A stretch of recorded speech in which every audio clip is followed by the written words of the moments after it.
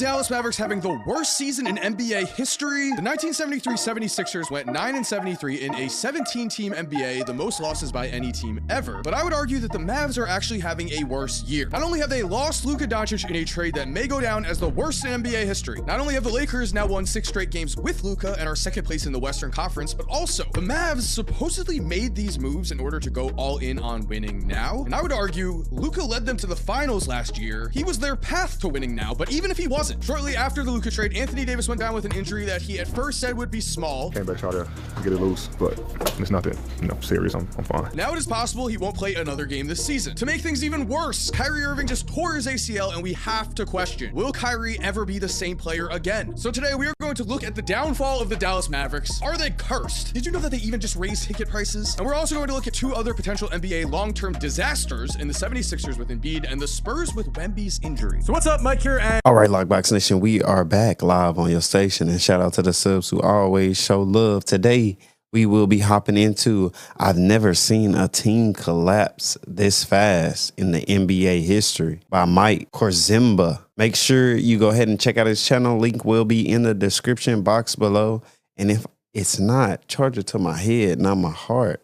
You're gonna learn today. And that's facts. Without further ado, let's lock in. And you are not going to believe that outright own any of their picks from 2027 to 2030. You heard that correctly. In 2027, they do have a top 2 protection that could save them. But from 2028 to 2030, the Thunder, Rockets, and Spurs all have a right to swap picks with the Mavericks, which means if things really go south here. So question, what's the plan when it comes to tanking? Are the Dallas Mavericks seriously trying to tank at this point in time, knowing that there's no control over the picks that they will be able to get? I beg your pardon. I said they hustling backwards. You're gonna learn today. This could be an absolute disaster, even worse than we previously thought. This would be on the level of the mid-2010 Brooklyn Nets, who essentially gave the Celtics their 2016 and 2017 draft picks for an old Paul Pierce and Kevin Garnett in a trade. And the Celtics used those picks to get Jason Tatum and Jaylen Brown. Now, at the time of that trade, many actually said the Nets won, as no one thought the Nets were going to implode like they did. At the time of this trade, every single person, except for Nico Harrison, has said that Dallas has already lost, but we did not think they would implode like this. Fans are booing their management. They're holding coffins outside their stadium. Then there were items you would see at a funeral, including a casket with Paul in the tux shorts. Bears playing the theme from Titanic. And while we love Kyrie, we hope the best for Kyrie. A torn ACL, aka the muscles, the Dickies. Shots fired! To recover fully from. We saw Kobe tear his Achilles at 35. No matter how hard Kobe worked, and we know Kobe works hard, he was just never the same player before he retired. Now, both Kyrie and Kobe did give us legendary moments after being injured, as just like Kobe, Kyrie earned the ultimate level of respect as he went back to the free throw line after injury and showed just how strong of a man he truly is. And do you think Kyrie was thinking to himself, what would Kobe do when it happened? Why is he shooting the free throws if there's a possibility of him coming back to the game? You gotta get him off. Yeah, it's fine. Somehow, though, even this injury is getting linked back to the horrible Luka trade, as since Luka was traded, the Mavericks needed Kyrie to carry their team, and going into his injury game, he had just averaged 39.3 minutes a game in his last 10 games, the most by any player in the NBA. The 1970 Celtics, 1999 Bulls, the 2005 Lakers, the 2015 Heat, the 2019 Cavs, and 2020 Warriors Wait all a have one minute. thing in common. Can you guess what it is? They missed the playoffs. First of all, you're not gonna speed past that like you didn't just say what you just said. Another common denominator in the fact that they lost a superstar. The Celtics lost Bill Russell. The Bulls lost Michael Jordan. The Lakers Did the Dallas Mavericks really lose a superstar, or did the organization just throw him out? And that's fact. Hey, yo! lost Shaq, the Heat lost LeBron, the Cavs lost LeBron, and the Warriors lost KD, while also Steph Curry was injured. The Mavericks have now lost their Wonderboy. If Dallas had simply kept Luka, there would be no catastrophe. That's all they had to do. Just wait. Do I actually believe in curses? No. The Red Sox, though, did go 86 years before winning another championship after selling Babe Ruth to the New York Yankees. Do you think the team has been cursed? And if so, how long do you think there will be bad juju on the team? The Dallas Mavericks have had so many injuries. The supporters and the fans don't even know what the current roster is. Like, who's on the team? 1 second you see a guy, and then the next second you see another guy next game. Like, What's going on? Have they fallen so far so quickly? We know the answer. We know it's Nico Harrison. Let's also remember, Nico traded Kristaps Porzingis for Davis Bertans and Spencer Dinwiddie, and oh yeah, that's right, he chose to not re-sign Jalen Brunson, despite the fact that it was reported that before the 2022 season, Brunson would have accepted a 4-year, $55 million extension. A bargain by today's prices. How does this man still have a job? Is he a plant to make the Knicks relevant again, to bring the Lakers back into the spotlight? I'm kidding, but only kind of. For the Philadelphia 76ers, the question is, can a trip to Germany save Joel Embiid? Another question is, can you save my day by subscribing to the channel if you are enjoying this content? Only if you're enjoying the content, please subscribe and turn on post notifications. In 2011, Kobe Bryant went to Germany to get a platelet-rich plasma treatment, and before his torn Achilles in the 2014 season, Kobe actually averaged a combined 27.6 points, 5.5 rebounds, and 5.4 assists per game between the ages of 33 and 34 after this treatment was done. Joel Embiid is looking for a similar career-saving treatment. However, I will just say things are starting to look bleak for everyone involved, because we need to remember Joel is signed until 2029 when he has a $67 million player option. Man, the situation that is going on with Joel Embiid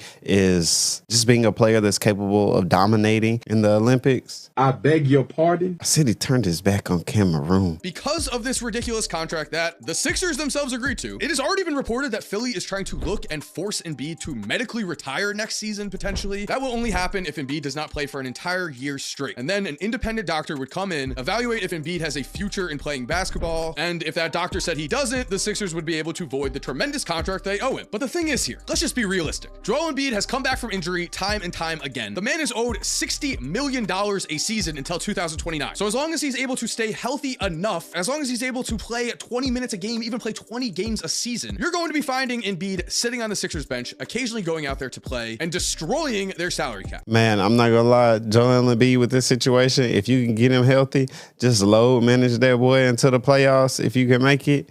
Only play him in tough games, but you know they're gonna be fined out the wazoo. Hey, yo! And that's facts. The thing is, I don't blame Joel Embiid at all here. For one thing, injuries suck. They are a part of basketball, but we've watched. Hey, what were you thinking when he first started doing that celebration? Tyrese Maxey tried to stop him one time. It was like, hey, bro, that's no, it was Pat Beverly. He was like, hey, no, don't do that one. Don't do that one. That boy hitting him with the blast. Shots fired!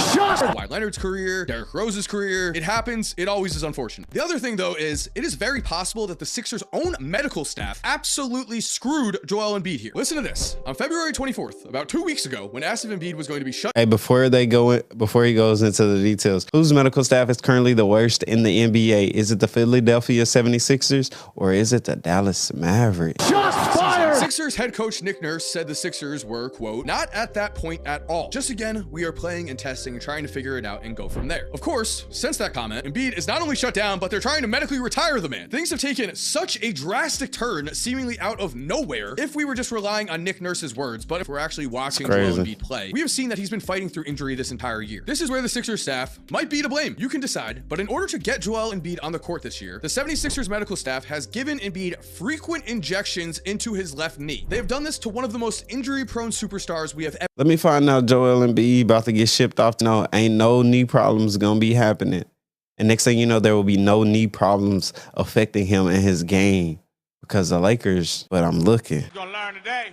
Know what I'm saying? And that's facts. It's been that they don't think that rest is going to heal him. Instead, they believe that playing through it and gaining new muscle is going to help this injury. I'm not a doctor. That does not sound right at all. And to make matters even worse, the Sixers are 21-40. They are forcing injections into Embiid's knee to make him play for a 21-win team. I'm not sure what they're possibly thinking. This is a sad case for Embiid because... Are you not entertained? Is this not what... Wait a minute. Wait a minute. He has still shown flashes of greatness. His MVP season was just 2 years ago. But now, according to Ramona Shelburne, Embiid might have to have another surgery. He might get a meniscus repair, a meniscus transplant, or there's a procedure where doctors would purposely break a bone in order to realign his body. This all sounds terrible. Whatever the case may be, Paul George is also owed over $56 million in 2028. It is very likely that the process is over. At this point in time, if the Sixers were to win a championship... All right, basketball fanatics and hoop enthusiasts, I need to know, what's the consistency? Is Joel Embiid capable of returning,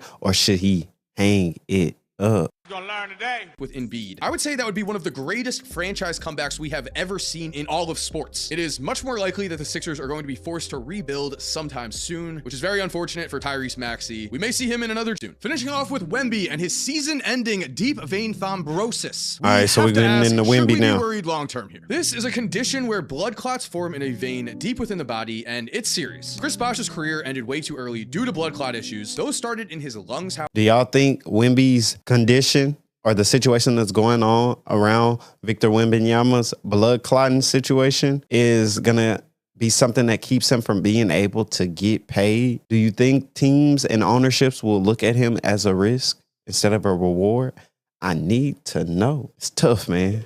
It's tough. And that's facts. However, and then popped up also in his legs. That is hopefully what is the difference here between someone like Chris Bosh and someone like Victor Wembanyama. Bosh had a condition where the clotting popped back up, and that is what ended up ultimately causing his retirement. A quote from a San Antonio doctor reveals to us, if they find that it's just a mysterious if you got clot, context on Bosh, it won't happen again, great. Let us know. Back, no big issue. So there's a chance that Wemby is just fine next season. However, the same doctor also said if he has some reason to be forming these clots, then that may complicate matters and may need to be treated further on. Fortunately, looking at the good side here, both Brandon Ingram and Asar Thompson are two players in the current NBA who notably had the exact same issues and are currently fine. Ingram's blood clot problems popped up in 2019, and while he's currently missing time with a sprained ankle, the clotting issues have been fine. Really, with this situation, what we're all hoping for is that it's a one-off, because blood clot issues are no joke at all. If this went undiscovered, it has been reported that it could have caused a life-threatening issue, so I'm praying for Wemby to make a full recovery. I'm hoping for the— All right, and this is the time where we stop the show to say, make sure y'all getting y'all physicals, man. Y'all know sometimes your boys be out here looking bad. Gotta make sure you're active and ready to go. I beg your pardon? I say you gotta be activated out here, man. You're gonna learn today. And that's facts. Best here. And if we are assuming the best does happen, there will be good news to this serious matter, as the Spurs currently have the 9th pick in the draft and are of course now trending downward without Wemby. They also have the 10th pick in the draft as they own the Hawks pick this year, which means that the Spurs are going to be able to draft 2 more young guys Spurs to help be tanking, long-term, or they're going to be and able it's to not even package looked at 2 as top tanking 10 picks anymore into a trade that brings in even more talent. As long as this is not a serious long-term issue, it could end up helping San Antonio. Remember, in 1996, the Spurs won 59 games led by David Robinson, who had just won the 1995 MVP. Robinson was still in his prime. 6 games into the 1997 season, he went down with a broken foot. The Spurs ended up with the #1 pick in 1997, which got them the greatest power forward of all time in Tim Duncan. Duncan helped the Spurs win a championship. Hold on, man. I gotta set the stage because the Spurs out here looking like the Lakers. 2 seasons later, Duncan ended up as a 2-time MVP, a 5-time NBA champion. So there really is a silver lining here for San Antonio potentially, as long as Wemby is fine long term. So thank you for watching. I hope you enjoyed today's video. If you are new to the channel, make sure to subscribe and turn on post notifications. All right, family, there you have it. And if you stuck around this far into the video, you are a true MVP. And I appreciate you and your time. And remember, there's no greater joy than doing what you love. And make sure you check out this video right here. See you on the court. And that's facts.